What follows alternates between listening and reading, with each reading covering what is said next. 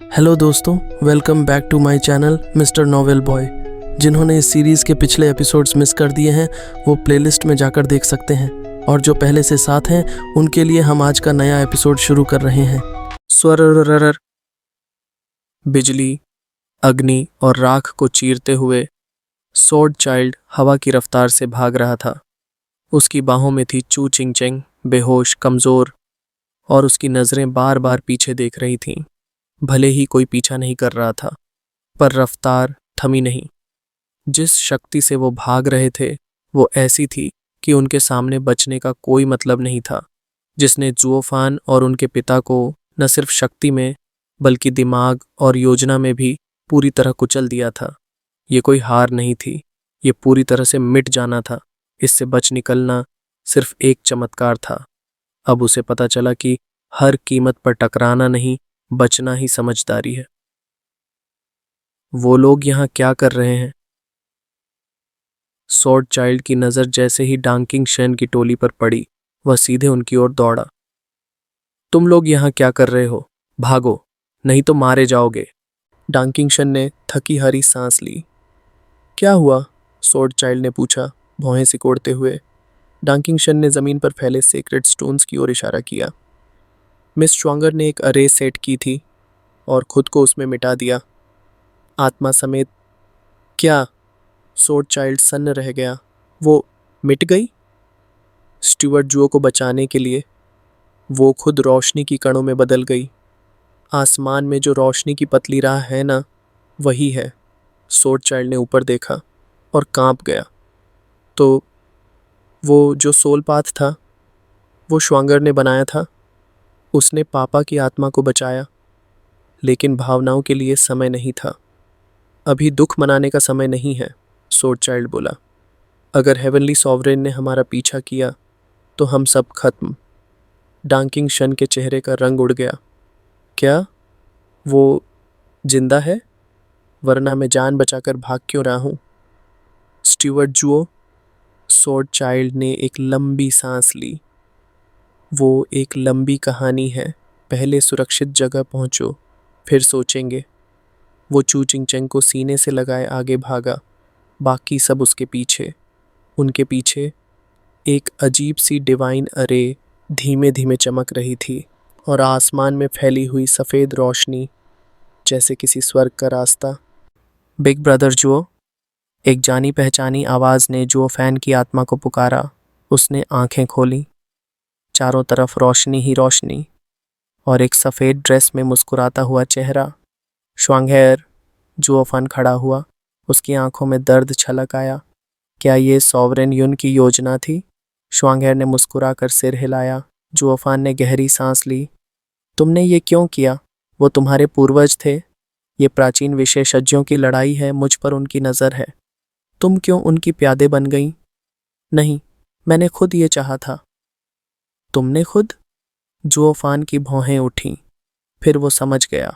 हूँ, युन क्लैन हमेशा लोगों की भलाई के लिए रहा है।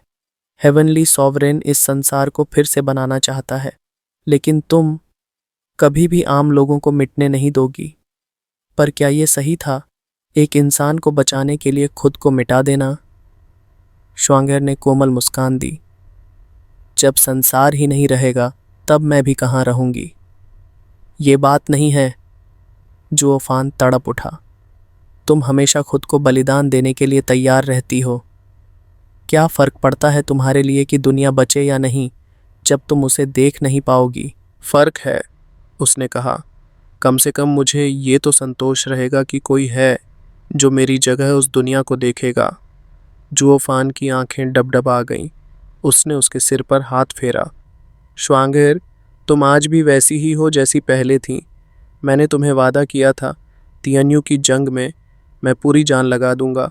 मैं तुम्हारा बलिदान व्यर्थ नहीं जाने दूंगा। वो उससे आगे बढ़ा और अपने हाथ से एक मिस्टिक सील बनाया, फिर उसे हवा में छोड़ दिया, क्योंकि वो जानता था श्वांगर अब बस एक निशानी है, और ये उनका अंतिम मिलन था। वो उसे कभी नहीं देख पाएगा। बिग ब्रदर जुओ, वो जैसे ही स्टारी पाथ पर आगे बढ़ा, श्वांगर की आवाज़ फिर गूंजी।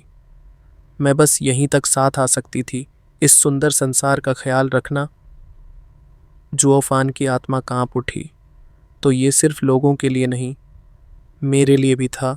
मैं ही उसकी दुनिया था और उसने अपने संसार को मेरे लिए छोड़ दिया। श्वांगर, वो चिल्लाया, पर उसकी रफ्तार तेज हो गई और वो सितारों की राह में खो गया। पीछे एक दिव्य आकृति धीमे से मुस्कुराई। मैं समझता था मेरा दिल विशाल है, सिर्फ संसार की भलाई के बारे में सोचता था, लेकिन आज समझा कि मेरे दिल में एक ही इंसान बसता था। श्वांगर धीरे धीरे मिटती चली गई। चूचू बहन सही कहती थी, हम सभी कमज़ोर हैं। हम दुनिया नहीं देख पाते, सिर्फ एक इंसान को देख पाते हैं। अलविदा बिग ब्रदर जुओ। वुश, एक दिव्य प्रकाश फूटा। एक इंद्रधनुषी प्रकाश रेखा आकाश तक उठी। दिव्य, विराट, शाश्वत। पा अचानक एक तलवार सी रोशनी उभरी। स्वॉर्ड हार्ट आसमान से उतरा और उसने वो प्रकाश अपनी हथेली में समेट लिया। हमें सॉवरेन युन का रास्ता मिल गया। जुओफान, तुम्हारे पास कितने ट्रम्प कार्ड्स हैं? अब तो नतीजा पहले से तय है। वो गायब हो गया। मॉर्टल डोमेन में एक साधारण अध्ययन कक्ष में वूरंदोंग कुर्सी पर झूलता हुआ मुस्कुरा रहा था। स्वॉर्ड स्टार एम्पायर के पतन के बाद से वो संघर्ष से मुक्त था। अब उसका एक ही उद्देश्य था, जुओफान का संदेश पाना।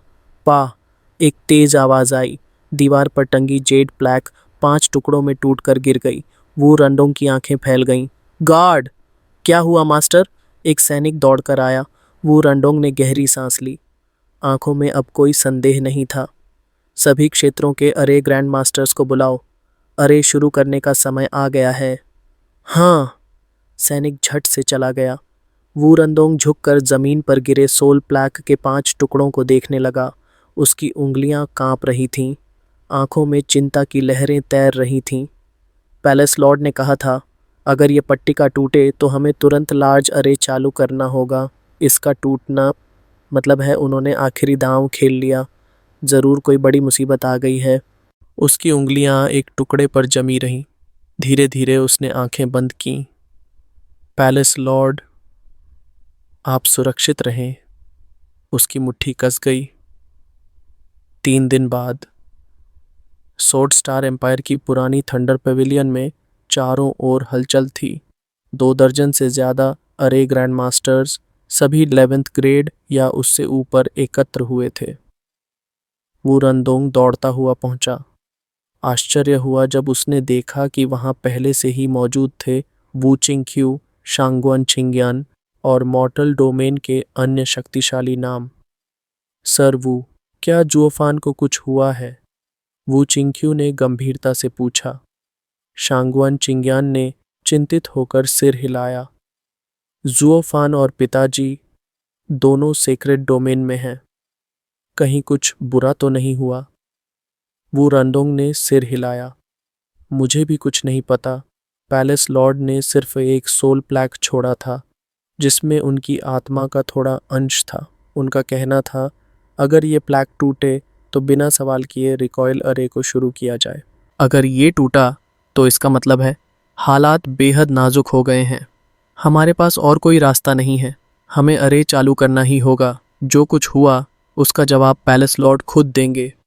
शांगुआन चिंग्यान ने धीमे से गहरी सांस ली। बाकियों ने भी चिंतित निगाहों से एक दूसरे को देखा। वूरंदोंग ने ऊपर आसमान की ओर देखा। उसकी आवाज गूंज उठी। दोपहर हो गई है।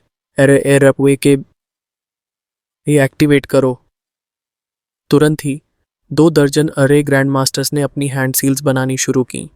उनकी मुद्राएं आसपास की हवाओं में कंपन पैदा करने लगीं। दूसरे क्षेत्रों में मौजूद वर्ल्ड विंड टनल के मास्टर अरे कास्टर्स ने भी तालमेल बैठाते हुए अपने अपने साइंस बनाए। और फिर फटाक, एक विशाल ऊर्जा लहर पूरे थंडर पेविलियन को हिला गई। एक चमकदार नीली सुनहरी बीम सीधी आकाश की ओर चली गई। कुछ ही क्षणों में बाकी 7 वर्ल्ड विंड टनल से भी आसमान की ओर बीम्स ऑफ लाइट उठी।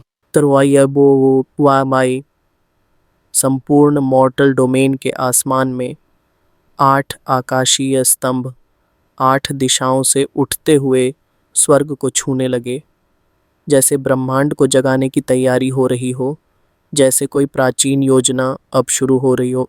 जुओफान, क्या तूने वाकई में कुछ ऐसा देखा जो इस संसार को हिला देगा? गड़गड़ाहट, पूरी दुनिया कांप रही थी।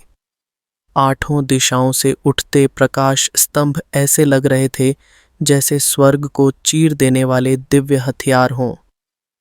मिरर मून कॉटेज में हेवनली सॉवरेन गहरी ध्यान साधना में थे जब एक झटका उन्हें होश में ले आया। सोर्ड हार्ट ने आंखें खोलीं। क्या हुआ? हेवनली सॉवरेन ने गंभीर स्वर में कहा, मॉर्टल डोमेन हिल उठा है। ये अच्छा संकेत नहीं। मॉर्टल डोमेन? सोर्ड हार्ट ने पूछा। क्या वो तीनों दैत्य फिर से मचल उठे हैं? काश वो पांचों सेक्रेड वेपन्स यहाँ होते तो मैं खुद जाता उन्हें ठंडा करने। हेवनली सॉवरेन ने सिर हिलाया। नहीं, वो यूं बिना वजह नहीं हिलते। ये वही है जो पहले भी हुआ था। किसी ने फिर से एक प्राचीन अरे को चालू किया है। कोई फिर सेक्रेड डोमेन आने वाला है। हेवनली सॉवरेन ने एक व्यंग्य भरी मुस्कान दी। नहीं, ये जुओफान की चाल है। जब वह यहाँ आया था उसे इन दैत्य रूपी सेक्रेड बीस्ट्स पर भरोसा नहीं था। अब उसे सच का पता चल गया है और उसे उनकी ज़रूरत है। अब वो उनका साथ चाहता है। सोर्ड हार्ट ने धीरे से सिर हिलाया। क्या मुझे रोकना चाहिए? मॉर्टल डोमेन का नाश तो आपकी शक्ति का स्रोत ही खत्म कर देगा। हेवनली सॉवरेन ने गहरी सांस ली। मुझे अब उनकी शक्ति की ज़रूरत नहीं। इमोशन पाथ को मैंने पहले ही समाहित कर लिया है।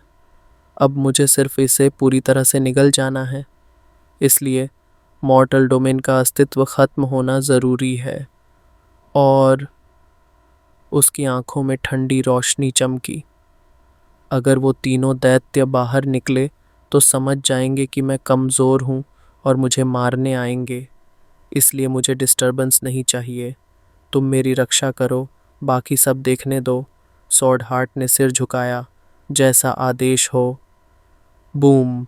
कांपती जमीन और चीखते आकाश के बीच काले दरारें आसमान में फैलने लगीं। शांगवान चिंग्यान कांपती आवाज़ में बोली, ये कैसा अरे है?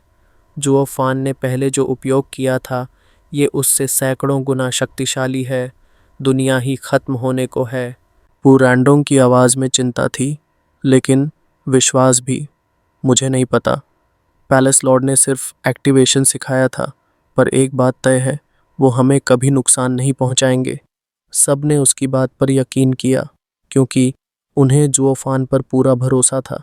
वो कभी बिना वजह कुछ नहीं करता था। ऑल बीस्ट माउंटेन रेंज में कुनपेंग ने आकाश में उठते स्तंभों को देखकर ठंडी हंसी भरी।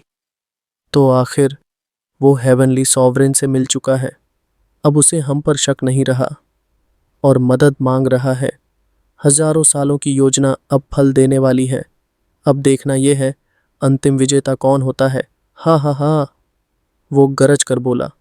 ऑल बीस्ट माउंटेन रेंज के सभी दिव्य प्राणी सुने। मैं वॉल्टिंग कुनपेंग आज दुनिया की रक्षा के लिए निकल रहा हूँ। पूरे पर्वत में गूंज उठी चीत्कारें। अल्टीमेट क्लैरिटी सेक्ट में डेसिमेटिंग ड्रैगन एंसेस्टर पहले तो उत्तेजित हुआ। मॉर्टल डोमेन टूट रहा है, लेकिन फिर याद आया उसे जुओफान का लास्ट मूव, और वह फुसफुसाया, हमें बेवकूफ़ बनाकर गया वो। अब कोई इंसान ढूंढने का फ़ायदा नहीं। वो सब स्वार्थी और दोगले हैं। मुझे फिर से धोखा नहीं खाना। नॉर्थ सी में सीईओ की विशाल आंख खुली। उसने आसमान को देखा और एक लंबी हंसी हंसी। फिर कोई इंसान सेक्रेड डोमेन जाने को मचल उठा है। वैसे भी उसे जाना ही था, वरना बड़े लोग खुद आकर उसका काम तमाम कर देते। जो ऊपर जाता है उसका अंत भी ऊपर ही होता है। तो जाओ और मरो जितना चाहो। हा हा हा। वो गहराइयों में फिर समा गया। बूम! थंडर पैविलियन में अरे ग्रैंड मास्टर्स ने अंतिम हस्त मुद्राएं बनाई। सातों वर्ल्ड विंड टनल से उठे प्रकाशीय उल्का स्तंभ थंडर पैविलियन की ओर आए। वहां का स्तंभ और बड़ा हुआ, इतना कि आकाश फट गया। हर दिशा में काली दरारें फैल गईं, जैसे स्वर्ग के टुकड़े बिखरने लगे हों, मानो पूरा स्वर्ग एक अंडे की तरह छिलका छोड़ रहा हो। वो देखो, शांगवान चिंग्यान कांप उठी। आकाश आकाश अब काला हो गया। वो रंदोंग भी सन्न था। ये क्या था? ये कैसा अरे था? पर रुको, आकाश वापस आ रहा है। सभी ने ऊपर देखा। नीला आकाश धीरे धीरे लौट रहा था।